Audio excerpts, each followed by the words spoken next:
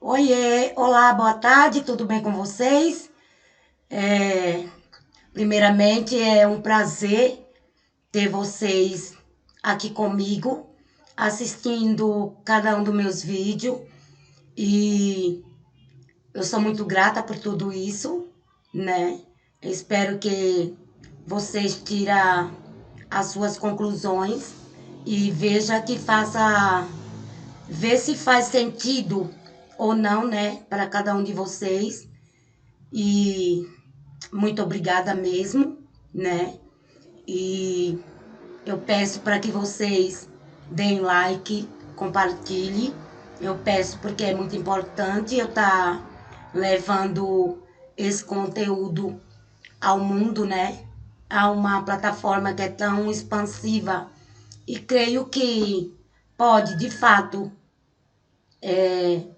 fazer sentido, né, para alguns que querem despertar e seguir adiante com a sua trajetória de vida e ver que no final tudo vem, toda resposta vem, todo direcionamento vem e vocês poderão fazer a sua busca com segurança e no final ver o quão gratificante é, né? Não estar perdido, não estar iludido e aí cabe a cada um, né?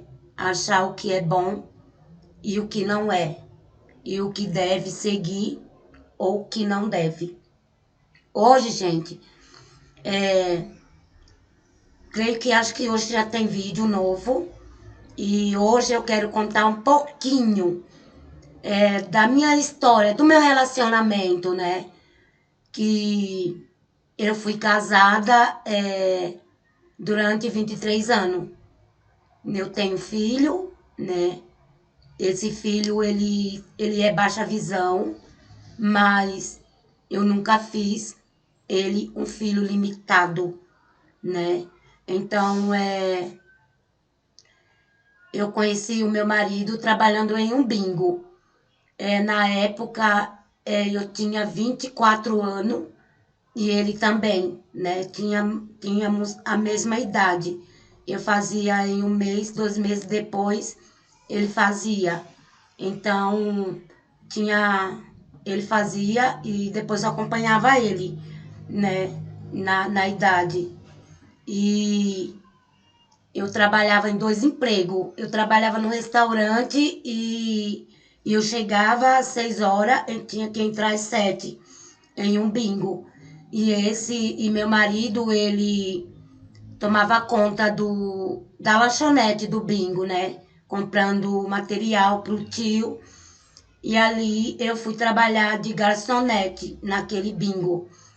E ele trabalhava e quando chegava no final do expediente, ele era motorista das pessoas que trabalhavam lá, né? Então ele sempre fazia esse biquinho, ganhava uma grana extra. E ali, nesse bingo, eu trabalhei por 2 anos. Era muito corrido, né? Eu não tinha tempo para nada, eu só tinha tempo de trabalhar. Já tinha terminado o estudo, então eu trabalhava no restaurante e eu trabalhava no bingo. Saía às 5 horas da manhã para entrar no restaurante, às 7. E quando eu chegava às 6, eu largava tudo, só corria e trabalhava. E assim foi durante 2 anos, onde eu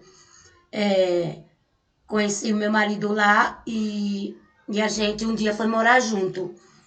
Nós moramos juntos 5 anos e depois o meu marido quis ter um filho. E eu tinha um receio, né, de eu casar e ter filho, porque no vídeo anterior vocês vão se identificar com essa história que eu estou contando agora.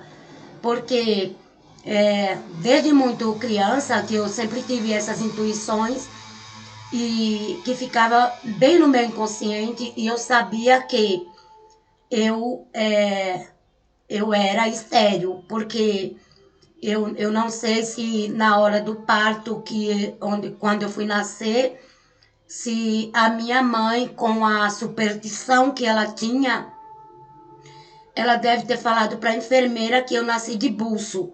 E que mulher que nasce de buço não pode ser mãe, né? Então, eu não queria me casar, porque eu sei que o sonho de todos os casal é casar, ter filho, né? E eu sempre tive aquilo na minha mente que eu não iria casar porque o meu marido poderia pedir filho e eu não ia poder dar. E aquilo ficou muito guardado comigo, né? A sete chave, eu não expunha para ninguém.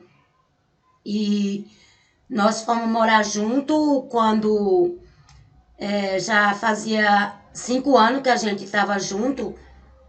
O meu marido quis filho. Aí eu falei, e agora? Né? E agora? Aí eu falei, ok, vamos ter filho, né? E eu engravidei muito rápido, né? Eu engravidei do meu filho. E quando eu engravidei do meu filho, a minha mãe, ela estava bem adoentada. Ela tinha doença de Chagas, diz que é um besouro que morde e contamina. E ela teve uma conversa com as minhas irmãs, falando que o meu filho era o único neto que ela não ia poder ver, porque estava marcado, eu ganharia meu filho em fevereiro e ela viria em junho para visitar o meu filho. E quando ela me ligou, eu falei que eu estava grávida, né? Eu estava com 1 mês, 2 meses de gravidez. E eu chupava muito limão. Passava o dia inteiro chupando limão, né? E quando ela me ligou, ela ficou muda no telefone. E eu falava, fala mãe, alguma coisa, não vai me parabenizar? Eu estou grávida. Eu fiz o exame, eu já estou grávida. Aí foi onde ela falou assim, como assim você está grávida? Você é estéril. Eu falei, superstição sua. Eu vou ser mãe sim, né? E ali a gente conversamos e ela não me falou nada, que ela estava muito mal, né? E conversamos, desligou o telefone e foi embora. E aí foi, né? A trajetória da minha gravidez, né? Eu cuidei da minha gravidez até os 9 meses. Eu não tinha problema de pressão, não tinha problema de nada. Foi super bem. O meu filho, a minha mãe, ela faleceu 1 mês antes do meu filho nascer, né? Ela faleceu dia 11, né, de janeiro e o meu filho nasceu dia 10 de fevereiro, né? 1 mês de diferença, né? E a data é 11/10, né? Ela morreu dia 11 e meu filho nasceu dia 10. Por pouco não seria 11, mas tinha que ser assim. Só que quando a minha mãe ela faleceu em janeiro, ela veio a mim, né? Ela veio a mim. Eu pude ver a minha mãe e ela falou para mim que eu, eu iria passar por um problema muito sério e complicado com meu filho, né? Que não seria bom eu ter um filho só, porque a minha trajetória de vida iria ser muito complicada, muito difícil, né? Então eu falei para ela que eu não queria 2 filhos, eu só queria um filho. E que ela pegasse esse conselho e fosse dar para minhas irmãs, porque as minhas irmãs eram solteiras, podia casar e ter filho. Que eu não ia ter mais filho, que eu só ia ter um. E eu só tenho um filho, né? Então, no mês seguinte, eu fiquei bem, né? Eu recebi a notícia da minha mãe e eu percebi que E aí eu fiquei estranha, eu fiquei esquisita, que a minha barriga, ela começou meio que endurecer, mas eu levei o processo normal. Eu não pude viajar para o enterro, porque tinha que pegar voo, e eu estava muito pesada, né, com a barriga grande. E as minhas irmãs foram, né, mas, enfim, passou, e eu levei um mês para ter o meu filho, né. Já estava no final da minha gravidez. E quando eu fui ganhar o meu filho, houve complicação. Passou da hora de nascer porque eu não, eu não tinha passagem para ter um filho normal. Eu dei entrada num hospital que era particular.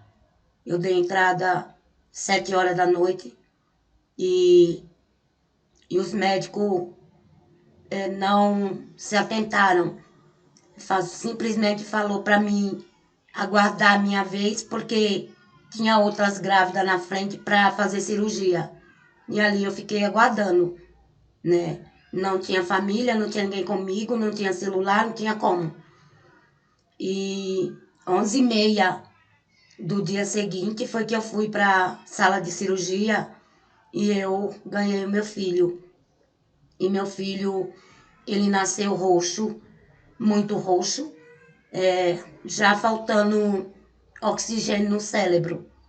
E ali nem deixaram eu pegar, já saíram com ele e foram fazer lá o procedimento, mas não aspiraram, né?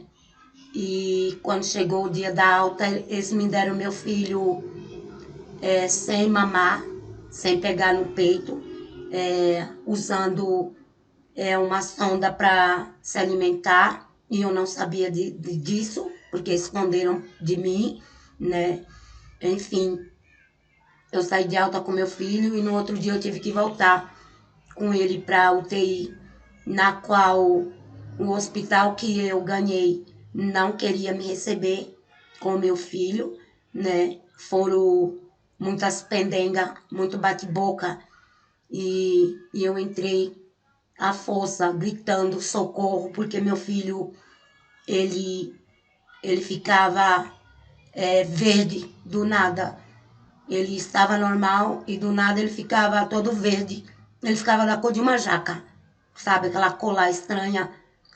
E, e ali eu fiquei dentro daquele hospital até quase 3 horas da tarde, sem ele atender o meu filho. Meu filho não mamava, né?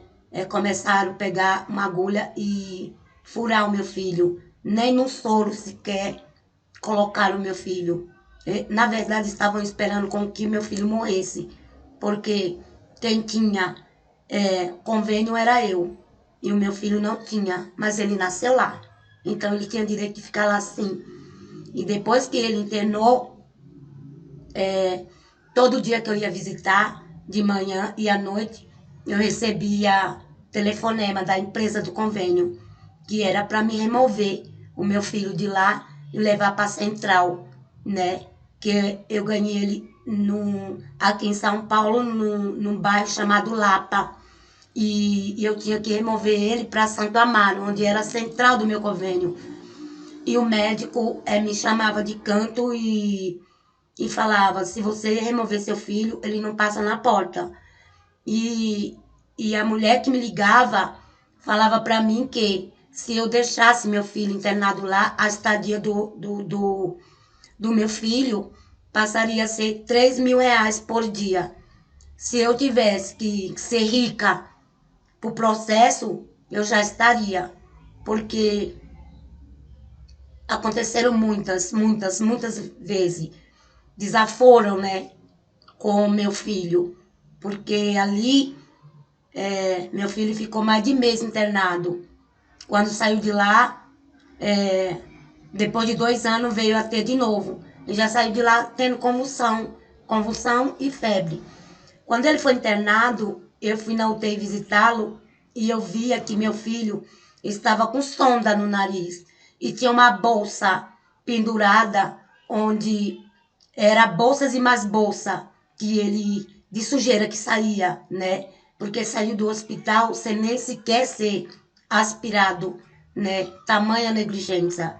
Mas depois que eu saí, viraram as costas para mim e eu fui quebrar a cabeça.